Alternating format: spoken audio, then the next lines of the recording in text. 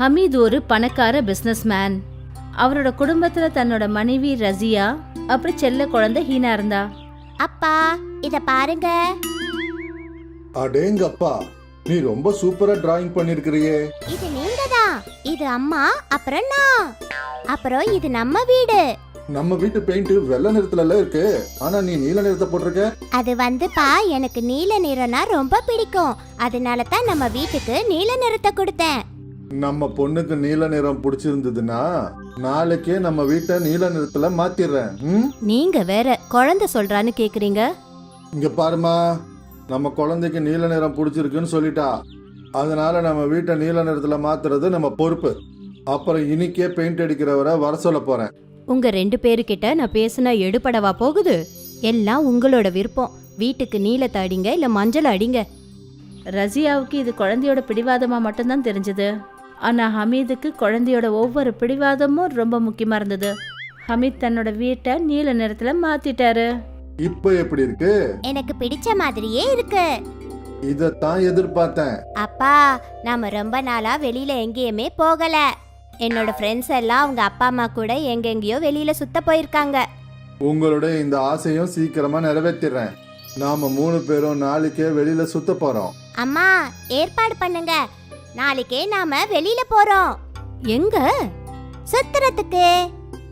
ரசியா, குழந்தைக்கு சுத்தி பார்க்கணும் போல ஆசையா இருக்கு, அதனால நாளைக்கே போவோம். சரிங்க. மறுநாள் காலையிலேயே ஹமீதோட குடும்பம் தன்னோட கார்ல புறப்பட்டாங்க. அவங்க ஒரு அம்யூஸ்மெண்ட் பார்க்குக்கு போனாங்க. அங்க ஹீனா நல்லா விளையாடினா.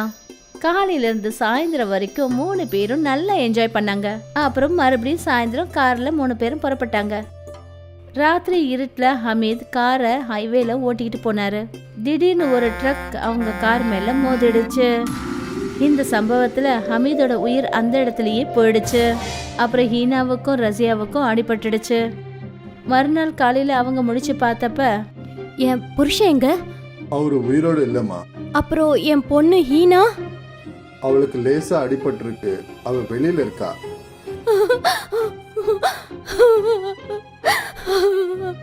உங்க தலையில பயங்கரமா அடிபட்டு இருக்கு, நீங்க இப்ப ஓய்வு எடுக்கணும்.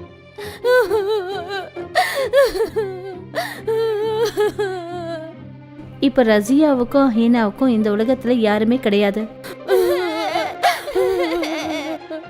கொஞ்ச நாளைக்கு அப்புறம் ஹாஸ்பிட்டல்ல இருந்து டிஸ்சார்ஜ் ஆகி ரசியா அவங்க வீட்டுக்கு போனாங்க.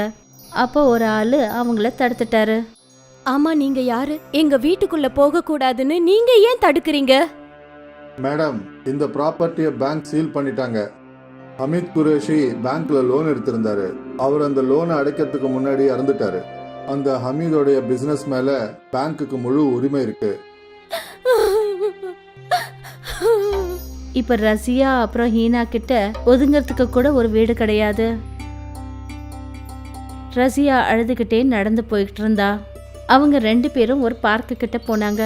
அப்புறம் ரசியா ஒரு பெஞ்ச்ல போய் உட்கார்ந்தா. என்னம்மா ஆச்சு? அந்த அங்கிள் ஏன் நம்ம வீட்டுக்குள்ள போக விடல? இப்ப நமக்கு அந்த வீடு சொந்தம் இல்ல ஹீனா. ஆனா ஏன்? இதெல்லாம் உங்க அப்பாக்கு மட்டும்தானே தெரியும். அப்ப நாம இனிமே எங்க இருக்கிறது? தெரியலையேடா. ரசியா அழுதுகிட்டு இருந்தா. அவ அழற சத்தம் ஒரு லேடியோட காதுல விழுந்துச்சு. அவ தான் ருக்ஸானா, ரசியாவோட ஃப்ரெண்டு. ருக்ஸானா ரசியா கிட்ட வந்தா. ரசியா, நீ எதுக்காக இந்த மாதிரி அழற? ருக்ஸானா. ரசியா அழுதுகிட்டே தன்னோட ஃப்ரெண்டு கிட்ட அவளுக்கு நடந்த விஷயத்த எல்லாத்தையும் சொன்னா. அல்லா, இது என்ன கொடுமை! அந்த கடவுள் எனக்கு மட்டும்தான் கஷ்டத்தை கொடுத்தாருன்னு நினைச்சேன். ஆனா உன்னோட வேதனை என் வேதனையை விட அதிகமா இருக்கே. என் புருஷன் என்னை விட்டுட்டு இன்னொரு பொம்பளைய கூட்டிக்கிட்டு போயிட்டான். ஆனா உனக்குன்னு ஒரு குழந்தை இருக்குல்லம்மா. இப்ப நான் என்ன பண்றதுன்னே எனக்கு புரியல. எங்க இருக்கிறதுன்னு தெரியல. ரசியா, நீங்க என் கூட தங்கிக்கலாம். நன்றி, உனக்கு ரொம்ப ரொம்ப நன்றி ருக்ஸானா. உன்னோட கஷ்டமான சூழ்நிலையில என்னால உதவ முடிஞ்சதே, அதுவே போதும். நான் இங்க தான் பக்கத்துல ஒரு குடிசையில இருக்கேன். அப்புறம் இந்த பார்க்குக்கு வெளியில தான் கபாப் செஞ்சு வியாபாரம் பண்றேன். என் கூட வாங்க. ருக்ஸானா ஹீனாவையும் ரசியாவையும் தன்னோட வீட்டுக்கு கூட்டிட்டு போனா. இந்த வீட்டுல இந்த ஒரு ரூம் தான் இருக்கு. நல்லா இருக்கு. ருக்ஸானா 2 பேருக்கும் சாப்பாடு பரிமாறினா. அப்புறம் அம்மாவும் பொண்ணும் வயிறார சாப்பிட்டாங்க. அப்புறம் அந்த குடிசையிலேயே தூங்கிட்டாங்க. மறுநாள் காலையில ருக்ஸானா சீக்கிரமா எழுந்து கபாப் செய்யறதுக்கான ஏற்பாடுகள் செஞ்சுட்டு இருந்தா. என்னையும் எழுப்பியிருக்கலாம்ல. நீ நல்லா ஆழ்ந்த தூக்கத்துல இருந்த, ஒன்னு எதுக்காக கஷ்டப்படுத்தணும்னு தான் வேண்டான்னு விட்டுட்டேன். எனக்காக நீ இவ்வளவு செஞ்சிருக்க, உனக்காக நான் கொஞ்சமாவது உதவியா இருக்கலாம் இல்லையா? அப்புறம் ரசியாவும் ருக்ஸானாவோட சேர்ந்து கபாப் செய்ய ஆரம்பிச்சா. நீ ரொம்ப நல்லா கபாப் பண்றியே. ஹீனாவோட அப்பாவும் இதைத்தான் சொல்லுவாரு. நான் செய்யற கபாப் அவருக்கு ரொம்ப பிடிக்கும். ரசியா, உனக்கு ஏற்பட்ட வழியிலேருந்து நீ கொஞ்சம் விடுபட்டு தான் ஆகணும். ஹீனாவோட அப்பாவும் கூட எப்பவுமே துணையா இருப்பாரு. ஆ, கபாப் ரெடி ஆனதுக்கு அப்புறமா ருக்ஸானா அதை விற்கிறதுக்காக பார்க் வாசலுக்கு போயிடுவா. ஆண்டி ஒரு கபாப் பாவ் கொடுங்க. இந்த பக்கம்னா 20 ரூபா. அந்த பையன் அந்த கபாப் பாவை சாப்பிட்டுட்டான். ஆண்டி இன்னொன்னு கொடுங்க. அவன் இன்னொரு கபாப் பாவையும் சாப்பிட்டான். இன்னொன்னு. எவ்வளவு சுவையா இருக்கு இந்த கபாப் பாவ். அந்த பையன் சொன்னதை கேட்டுட்டு ருக்ஸானாவும் ஒரு கபாபை சாப்பிட்டு பார்த்தா. உண்மையிலேயே ரசியா கபாப் ரொம்ப நல்லா பண்ணிருக்கா.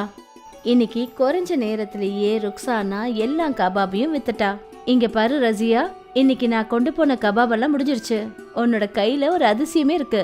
மக்கள் 1, 2ன்னு கபாப் பாவ் வாங்கி சாப்பிட்டுக்கிட்டே போறாங்க. நான் செஞ்ச கபாப் பாவ் எல்லாமே வித்து போச்சா?